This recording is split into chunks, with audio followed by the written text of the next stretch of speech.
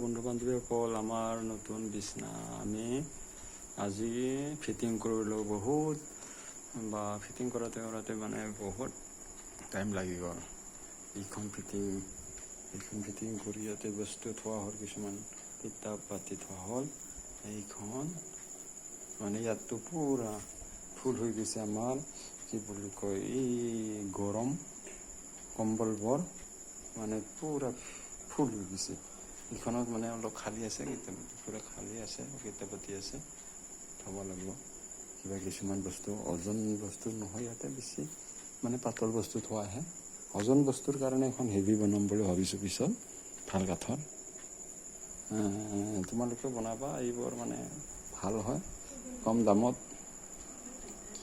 সকলোতো বনাইছে নেকি, আমি বনোৱা নাছিলোঁ, জনাও নাছিলোঁ। ইমান সুবিধা মানে সময়ো মিলা নাছিল, সেয়েহে আৰু কাঠো পোৱা নাছিলোঁ, ভাল কাঠ, সেয়েহে বনোৱা নাছিলোঁ।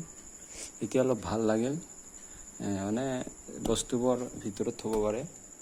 এইবোৰ পূৰা দিনটো আজি আমি মানে ইয়াতে লাগিলোঁ ফিটিং কৰাতে। মানে মিস্ত্ৰীবিলাকে ফিটিং কৰি থৈ গৈছিলে, আৰু মানে ৰ'দত দিয়াতে বস্তুটো বাঢ়ি গ'ল নেকি, অলপমান মানে কাটিব লগা হ'ল নিজেই। দুখনতো মানে কাটি দিলোঁ, বৰ ভেজাল মানে কাটি মানে দাৰ লগত এই মানে চিৰিজ মাৰা নিচিনাকৈ কৰিলোঁ। মানে যেনে ফিটিং কৰিলোঁ আৰু ভাল কৰি পৰিশ্ৰম কৰি।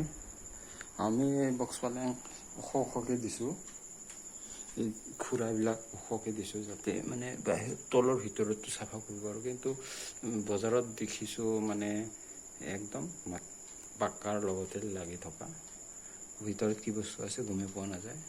সেয়েহে আমি কিন্তু এনেকৈ দিছোঁ ওখ কৰি। বন্ধু বান্ধৱীসকল, ধন্যবাদ, নমস্কাৰ।